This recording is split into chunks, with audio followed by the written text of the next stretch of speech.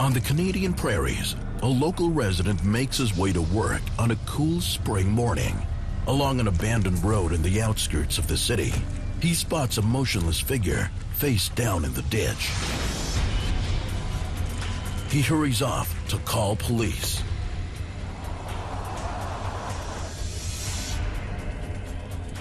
I got called at 7:13 in the morning from our telecoms people advising that a body had been found in the ditch.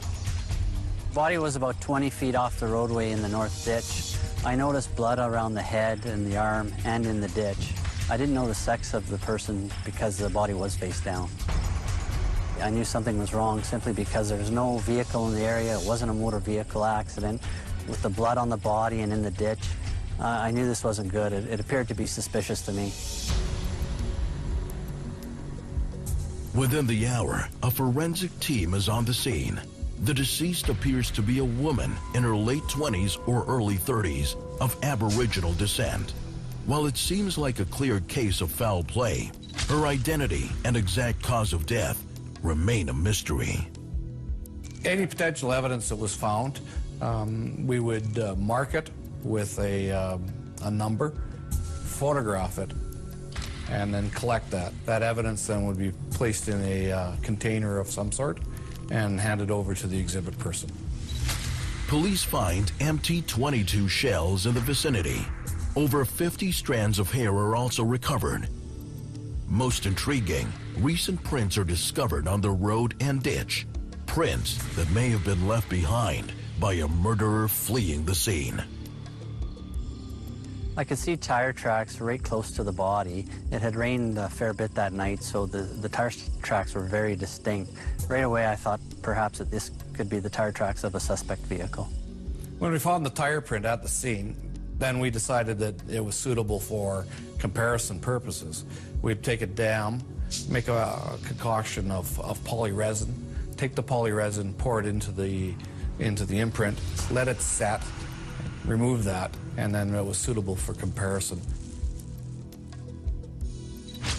Numerous shoe prints also turn up in the soft ground, prints left by someone other than the victim. Hoping to find more evidence and possibly a murder weapon, police expand the search outwards. Just slightly north of the body was a slough, so we decided to pump out the slough to check for any potential evidence. Often people in these types of situations will panic and throw things into water, so it was important for us to pump out that slough. Anytime you go to a crime scene, you want to make sure you gather all the evidence that you possibly can. You only have one chance to gather the evidence.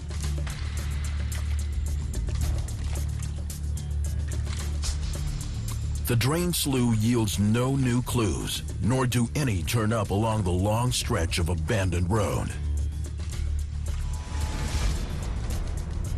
Basically what we do is we walk up and down the ditches looking for any potential evidences. People leaving the scene may throw something out the window. I also attended to a farmyard which was close to where the scene is to see if they had heard or seen anything that night, but unfortunately they hadn't. You know, although it is close to the city, it is somewhat isolated, the area. By afternoon, at least part of the mystery is solved. Fingerprints identify the victim as 28-year-old Pamela George, originally from the Sakamay First Nation, located an hour and a half from the city. Pamela is the mother of 2 young children. Her mother, Ina, is the first to learn of the horrible news. Pamela was my firstborn. She was cute and she really helped me a lot as she was growing up. She was a good girl. I've always, in my mind, I always thought my mom was the best from when I was little. And I always told myself I wanted to be like my mom. And we heard on the radio that they found a body on Pinky Road. They told me it was Pamela that they found. And I was in a shock and I just more or less burst out crying. But I just didn't believe it. An autopsy exposes the horrific way in which Pamela died. Unexpectedly, the 22 shells found at the scene appear to be unrelated to the crime. Pamela was instead the victim of an intense physical beating.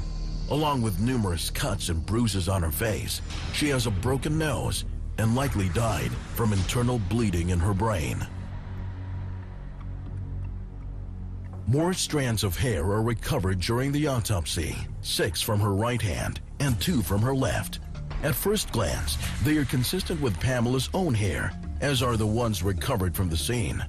As they struggle to protect themselves, victims undergoing intense struggle will often pull out some of their own hair. Meanwhile, news of the violent and mysterious crime makes headlines in the small city. Well, Regina is a small city where people know each other and know their neighbors. It's a small community. And I think anytime you have a homicide in this city, it's front page news. But this one in particular was the first one of the year. You had a body found on the edge of the city, and that's a concern for people.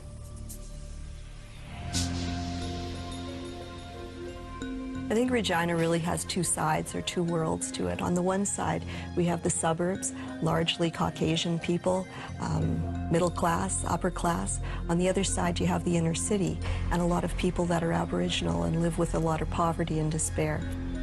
Pamela was from the inner city, a part of Regina east of downtown, which is called the core area.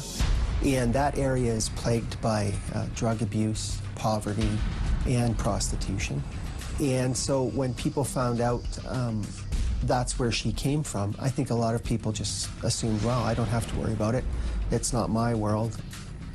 It was probably one bad person killing another insignificant person. Police learned that Pamela often worked the streets as one of the inner city neighborhood's many sex trade workers. Hoping to shed light on the crime, they try to trace her last steps. The primary investigator who was in charge of the whole investigation put us into teams of 2 and had assigned us tasks. I was teamed up with Constable Chuck Appleton. Our first task was to head down to the core area of Regina and make inquiries with people who were down there. This was the last place that Pam George was seen alive. It's a poor area. It's very narrow, dark streets, older houses, very dark at night. It's frequented by prostitutes and drug dealers who hang out in the area. We were both in plain clothes. We were driving an unmarked police car. We started by seeing the girls on the corner. We had approached them and asked them to come over, told them why we were there and who we were, and asked them to tell us if they'd seen anything suspicious on the night that Pamela George went missing. We talked to all kinds of people in this area, those who suffered from drug and alcohol abuse, and even those who were involved in their own illegal activity.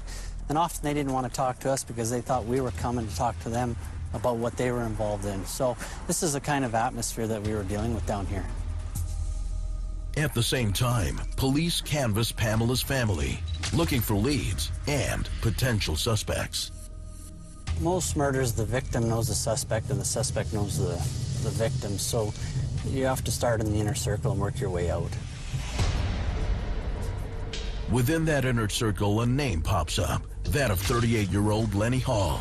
Lenny is apparently Pamela's most recent boyfriend and no stranger to physical violence. Police learned that Pamela George was living common law with a man named Lenny Hall. They also received information from some of her relatives suggesting that Pamela had complained to them about domestic violence and that she was trying to get away from Mr. Hall. And further, the autopsy revealed that she had bruises on her person that seemed to be somewhat older, suggesting that they had been inflicted prior to this particular crime. On the evening 18th, we went to his residence. Visually, we were looking for any signs of scars on him. We didn't notice any. He was upset, kept saying, why her, why her? Lenny explains that he and Pamela were still seeing one another, but claims he had nothing to do with her murder. The relationship between Pamela and Lenny, I think, could be described as a volatile one. When asked about it, Lenny Hall told police that a short time before the incident, they had had a fight which became physical. He got 2 black eyes, she got 1 black eye, and as a result of that altercation, she left him for approximately a week.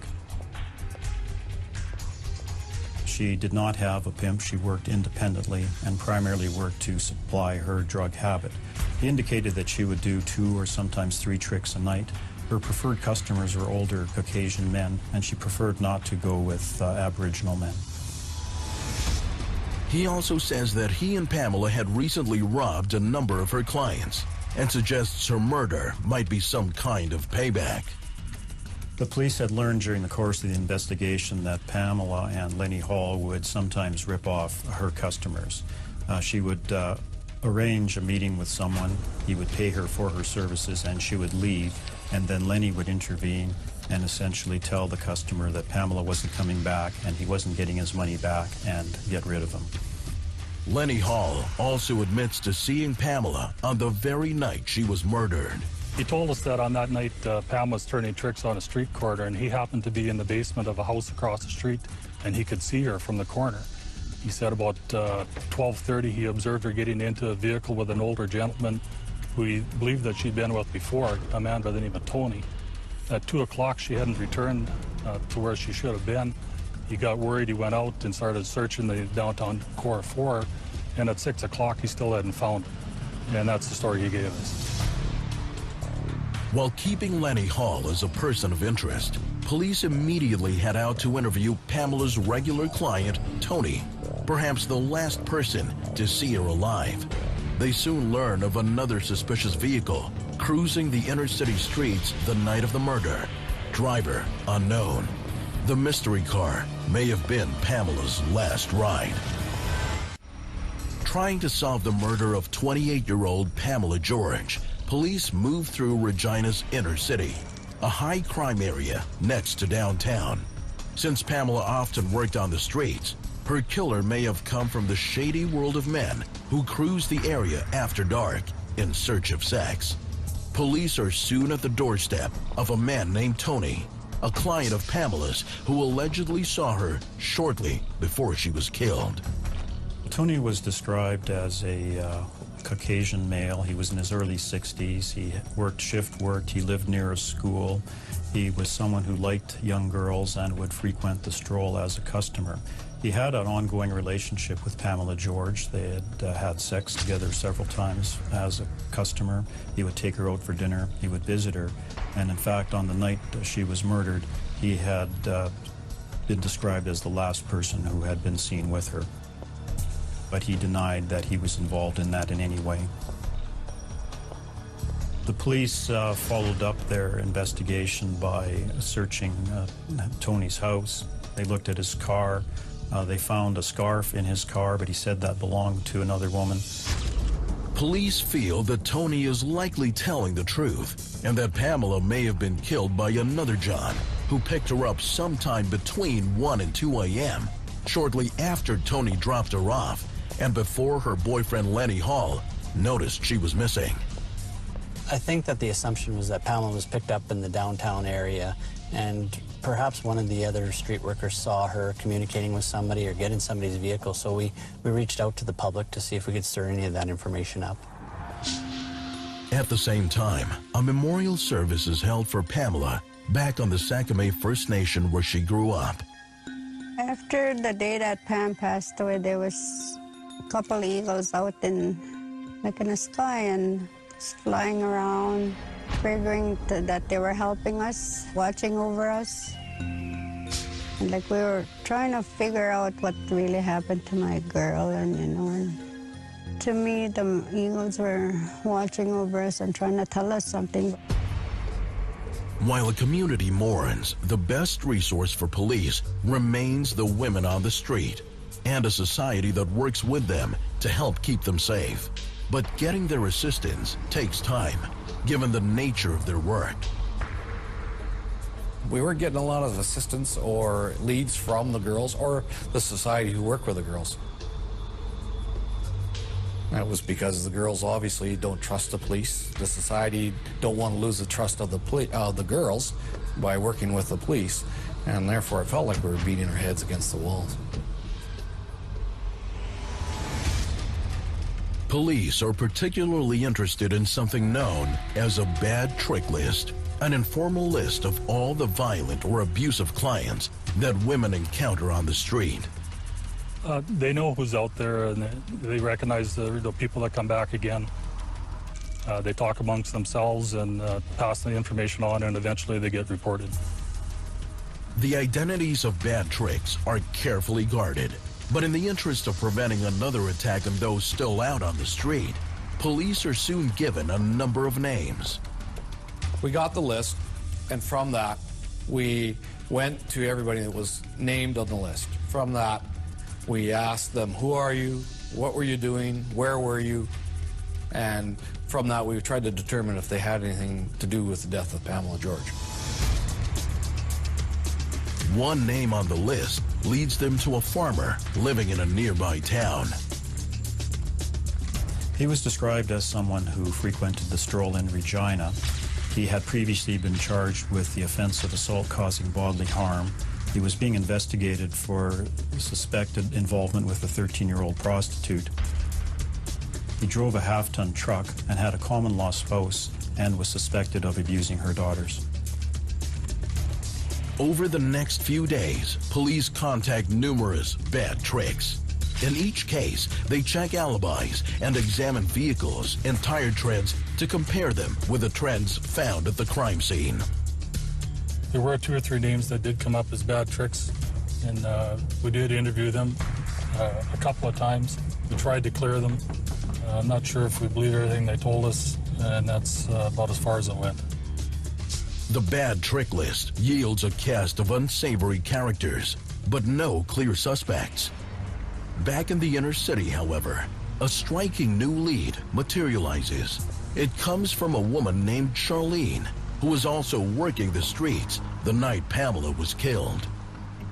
We'd been down there a couple of nights, and we come across a girl named Charlene who was working on one of the corners. We wanted to know if she had been working that night and if she'd seen anything suspicious or had any information she could pass on about what had happened. She said actually there was. She said she recalls 2 young white males in a white car approached her and wanted to go with them. And she said, no, I don't do that. I don't go with 2 people. So they left.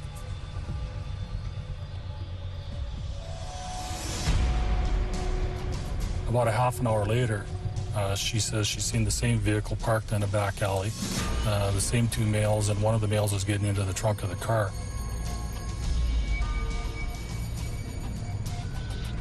The vehicle left, came back to her again a few minutes later, and again asked her to go with the one driver, and she said, no, I know what you guys are up to, and she wouldn't go, so the vehicle left.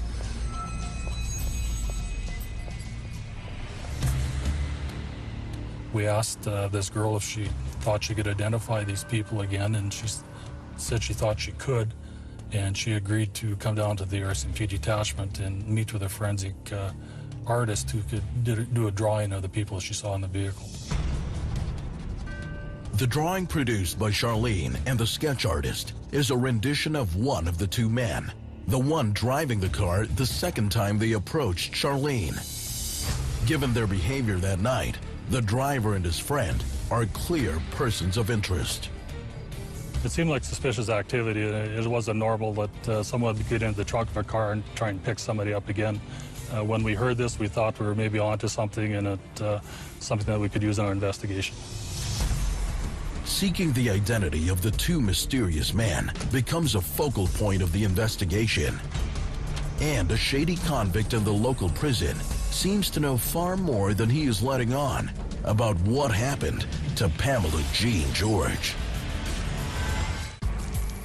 A week has passed since the badly beaten body of 28-year-old Pamela George turned up in a ditch near the city airport. As a sex trade worker, Pamela spent time with a client named Tony shortly before her death. Her boyfriend Lenny Hall is another person of interest, as are a few bad tricks known to frequent the downtown core. But a new tip reveals that 2 suspicious young men were also cruising the streets that night, taking turns hiding in the trunk of their car to avoid intimidating the women they were trying to pick up. But beyond a composite sketch of one of the men, police have little else to go on. Along with the RCMP, who are leading the investigation, local Regina City Police are also on the lookout for a break in the case. With a killer on the loose, fear and rumor are rampant, particularly amongst the women still working the streets near downtown. Well, when I was talking to one of the girls on the street, she said that she had heard that an incident similar to this one had happened before, although the girl was able to get away and she wasn't harmed. This, however, we could not confirm. If we had brought somebody in for any reason at all, we would make a habit of going into the cell block to interview these people to see if they knew anything about the Pamela George murder. When you're talking to street people, they know what's going on as well as a rule on the street, and we thought we may be able to get some information from these people. 9 days after the crime, one such tip leads police to a career criminal named Edwin Lloyd Isaac. There is a rumor on the street that he may have been involved in Pamela's death. Although currently behind bars, Isaac was free the week of the murder. He also has a rocky past with Pamela as a former boyfriend and possibly pimp. Lloyd Isaac was described as a pimp who worked in the Stroll in Regina. One of Pamela's relatives suggested that she may have been considering moving in with him. He was also described as being very controlling and that everyone was afraid of him. We attended the correctional center at 11:30 in the morning. He was being held on one of the ranges. He was brought to an interview area where we went in and interviewed him.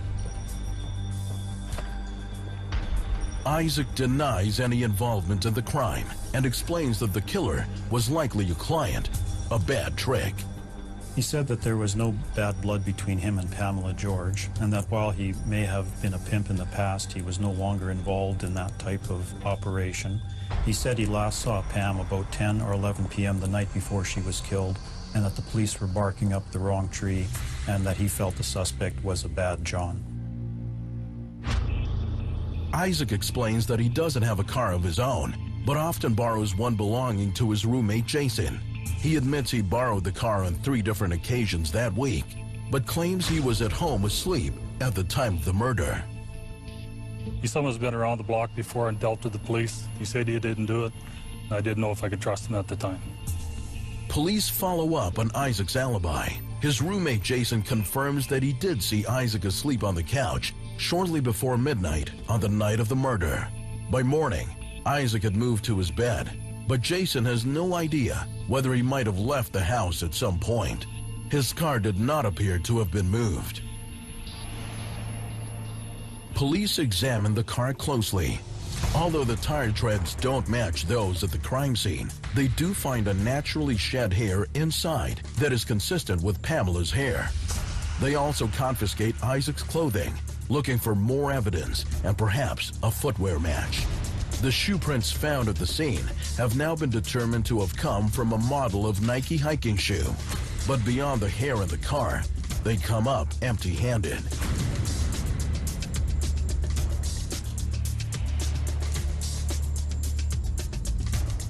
Initially, when asked to take the polygraph, Lloyd Isaac said he would as long as his lawyer could be present. But later, again, when asked by police, he refused to do so, saying that he had taken one before and failed. He also told police there was nothing to connect him to Pamela's murder. Then, just as the cast of potential suspects keeps growing, a startling new tip comes in to Regina City Police. I was working in robbery homicide, and I was advised by the dispatcher that a call had come from a girl in Vancouver who stated that she knew something about the homicide at the airport. She was visibly upset, crying on the phone.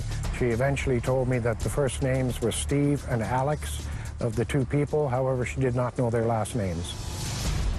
The girl claims that a few weeks earlier, shortly after the crime, she was told a story about what went on that night. The 2 men are actually her brother's friends. She's been too afraid to call police until now. Said that she had heard that Steve and Alex had been out drinking at a bar and then split a 40-ounce of whiskey. Then Alex got into the trunk of the vehicle and they picked up a girl and took her out to the airport. she gave Steve oral sex, and while she was giving Alex oral sex, Steve pulled him off and hit him, and then they ended up beating up the girl and dragging her face down, and then they left her there.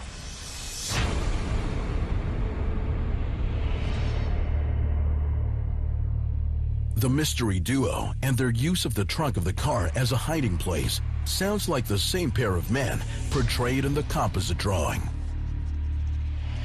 Although the young girl providing the latest tip insists she only knows the two men as Steve and Alex and doesn't know their last names, Detective Collins is soon speaking with someone who does know, that being the younger girl's brother. He was reluctant to give me any information about them, as he was afraid of any reprisals from the two, and also what his friends would think if he ratted them out. Over the next 2 days, I had several conversations with both him and his father, trying to find out the last names of these two boys. Detective Collins eventually secures the full names of the suspects. Their identities shock the public, and the story they weave ignites new controversy about the murder of Pamela George.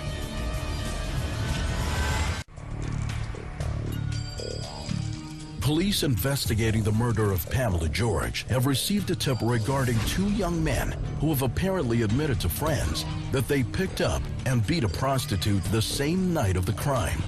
Known initially by their first names only, Stephen and Alex, further research and calls with the tipster's family eventually identifies them as 19-year-old Alex Czernowetzki and 18-year-old Stephen Comerfield.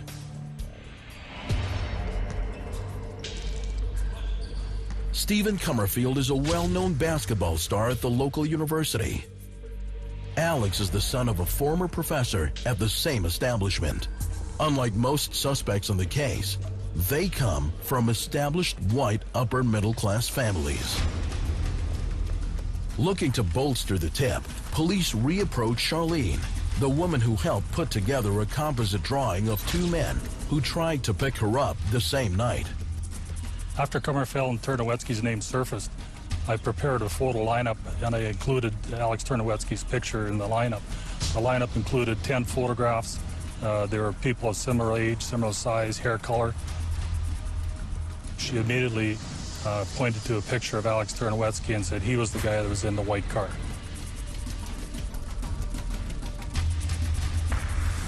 Police learned that Alex Czernowetzki is currently in British Columbia, where he went for a summer job. But Stephen Comerfield is staying at his mother's place in Regina. I vividly remember going to Stephen Comerfield's house, and we made the arrest. And when we get there, he grabs his shoes, ties them up on top of the stairs outside the house. And there's no emotion, no feeling, no comments made by him or anything. I just found it really, really odd that here's this prominent basketball star from the University of Regina, 18, 19 years old, well known in the community as far as I know, and no reaction. I suspect that he knew we were coming for him and he had prepared himself for that day. After identifying Alex, eyewitness Charlene gets a glimpse of Stephen the following day. The next morning, Charlene was walking down the street and she passed the newsstand and she seen a local newspaper on the stand with a picture of a person on it that she recognized. She phoned me immediately after seeing it, and she said that's the same person that was in the car when they tried to pick her up. The picture on the newspaper that morning was Stephen Comerfield, and that seemed to seal it. That was the two guys that tried to pick her up before Pam George was murdered. But police know that second-hand accounts of the boys' actions will not be enough to secure a conviction in court. Seeking hard physical evidence, they move in with search warrants. At Stephen Comerfield's father's home, they impound the car allegedly used in the crime.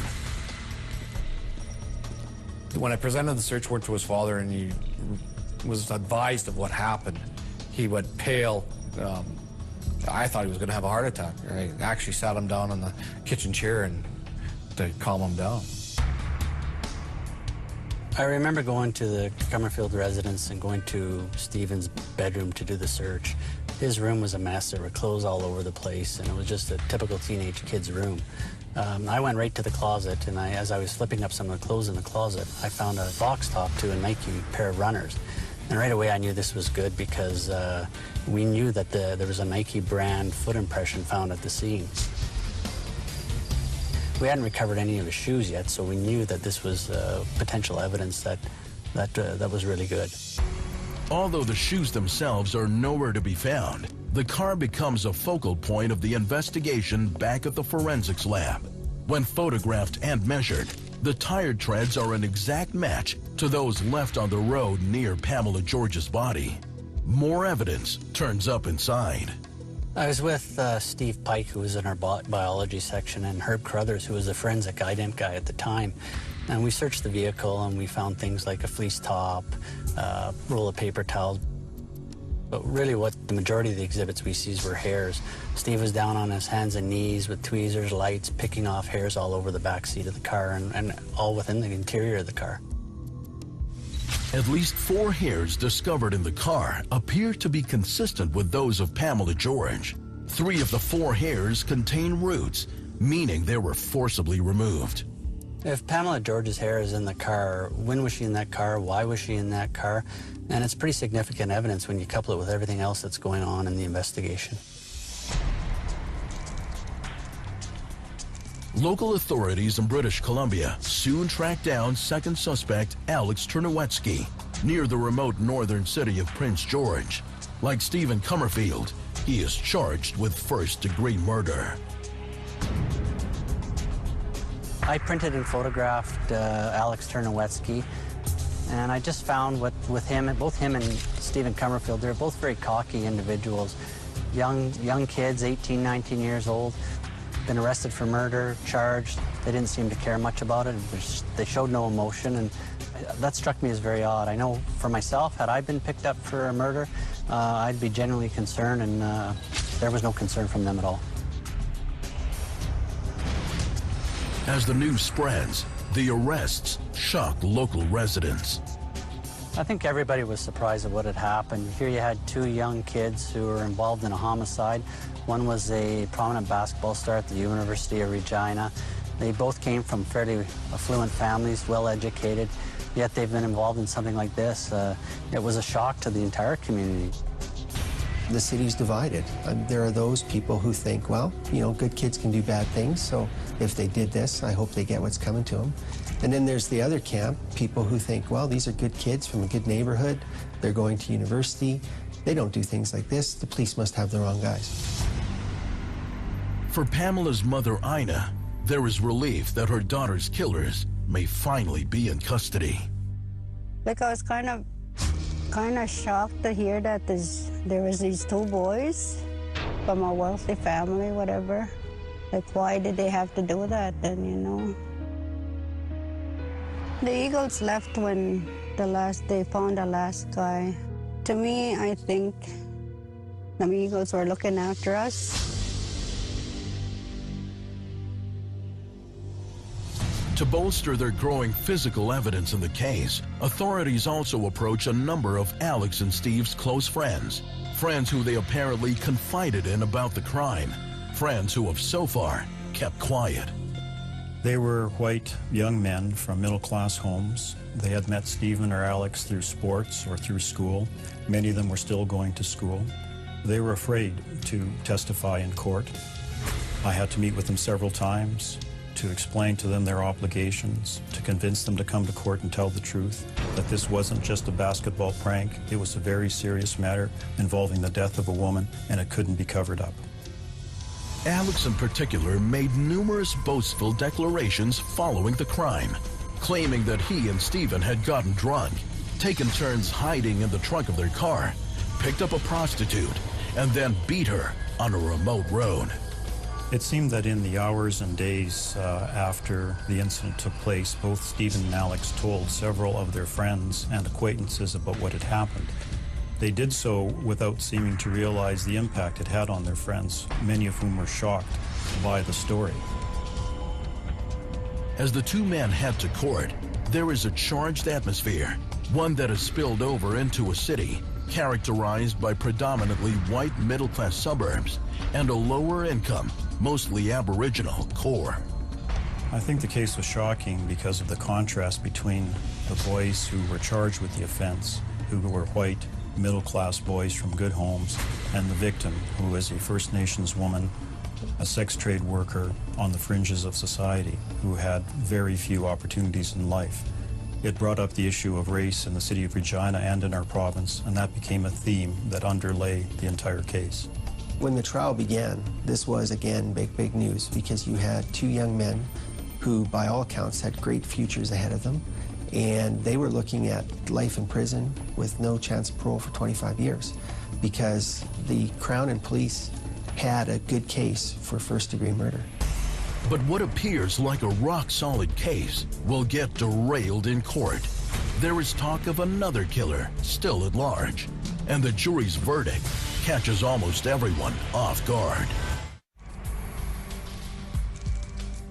19 months after their arrest, Alex Chernowitzki and Stephen Comerfield stand trial for the murder of 28-year-old Pamela George, an Aboriginal woman they allegedly picked up off the street in Regina's inner-city core and beat to death on a remote road.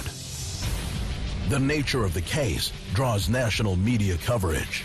It was tense in the community during the trial. There were demonstrations. They were protesting. I think they very much saw this as a racial issue. You had two sort of well-off fellows from Caucasian families who'd kind of stepped into Pam's world, and that world was poor and it was Aboriginal.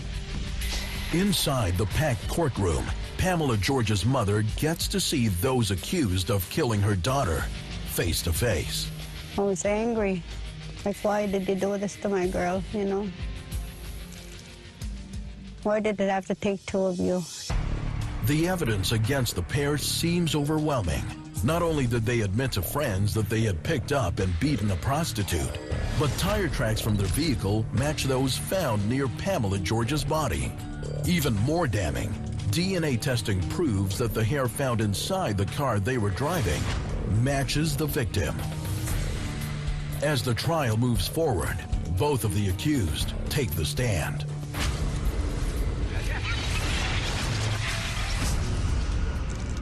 They admit to the court that on the night in question, they drank heavily and headed into the downtown core in search of a prostitute, each taking a turn hiding in the trunk so as not to intimidate the women they were trying to pick up. Alex was in the trunk and Steve was driving when they finally picked up Pamela George. When they reached the outskirts of the city, Alex emerged from the trunk, surprising and upsetting Pamela. Both men say they took turns engaging in sexual activity with Pamela before pulling her out of the car and attacking her, beating and kicking her. But the men claim that Pamela was alive when they left and even walked after them down the road as they drove away, yelling at them. In light of the boys' testimony, the defense then makes an incredible argument, suggesting that another suspect could have arrived afterwards, inflicting the final blows that killed Pamela George. That other person might have been Pamela's boyfriend, Lenny Hall, or one-time suspect, Edwin Lloyd Isaac. They suggested that some third party may have done that, and as such, were trying to raise a reasonable doubt. The defense also brings in their own pathologist, who argues that Pamela may not have died from bleeding in the brain, but from other causes after the boys left. And if that was the case, then that meant that they didn't intentionally kill her, but that it could have been an unintentional death, that she might have died of hypothermia or choking on her own vomit, which would have made it manslaughter, not murder. In the end, the defense calls for an outright acquittal if the jury thinks another person killed Pamela, or manslaughter if they think she died not from, but after the attack. In the Canadian legal system, a second-degree murder charge automatically becomes a first-degree murder charge when there is proof of sexual assault or forcible confinement. But as the trial winds down, the judge makes a controversial charge to the jury. He explains that because Pamela was a prostitute, sexual assault or confinement don't necessarily apply, as she willingly engaged in sexual activity in a remote location. The comments sparked outrage in the community. I think that was shocking, probably for the jurors, and it was shocking for everybody else. I think part of the problem was that Pam got into a vehicle not knowing there were two men in that car because one was hiding in the trunk. The other thing was they beat her in the course of those sex acts. That's what the two men testified to. So it was sort of for the jury to decide how consensual that act was. There was also implicit in that a suggestion that somehow she was a second-class citizen and wasn't sort of equal to the same protection of the law. I didn't like what he said, and to bear in mind that Pamela was a prostitute. Sure, Pamela might have been a prostitute, but she was a human being. After a 6-week trial, the jury retreats to deliberate. 1 day later, they return. It was making national headlines, I think, because of the people that were involved. I recall there was media there from outside of this city. The jury finds the two men guilty, but of the lesser charge of manslaughter. Like, I was shocked because they were charged at first degree in the first place, you know, and why didn't they stick with it? Obviously, it wasn't the verdict that we had wanted, but the Crown has to accept the decision of the court. I felt primarily bad for the family because I think they perceived the verdict as devaluing Pamela's life. There was a sense that some injustice had happened, that you had these two fellows who were white, who'd picked up this poor Aboriginal woman, who'd taken her out of the city and killed her. And I think there was a feeling in some quarters that there should have been a different verdict, that it should have been murder and not manslaughter. Although the two young men are convicted on the charges of manslaughter only, they receive the harshest penalty possible for the offense, 10 years. For the family of Pamela George, it's a small price to pay for such a devastating crime. To me, like, they took my mom. I never knew my mom. No. Like, I have children and she just never got to see them. In the wake of the trial, there are demands for reforms to the judicial system. A judicial system many Aboriginals feel treats them unfairly. But also troubling to many is the fact that the crime came very close to never being solved, despite so many people knowing about it. There's a very good chance that these two guys never would have been caught, despite the fact they'd talked to their friends about what had happened and in very grisly detail about what had happened and what he had done. Despite that, none of those friends went to the police. Not one, not a single one went to tell the police what they knew about that crime. And it was only because one of their friend's sisters had overheard a conversation and decided to go to the police that these two guys were even on the radar. The divide between the two young men and their victim kept them well hidden, but it also gave birth to the arrogance that was their eventual undoing. What sunk them in this case was their own bravado and bragging about it to their friends. The police are lucky that that happens, because if it wasn't for that arrogance, that stupidity on behalf of the criminals, it'd be a lot harder to catch them.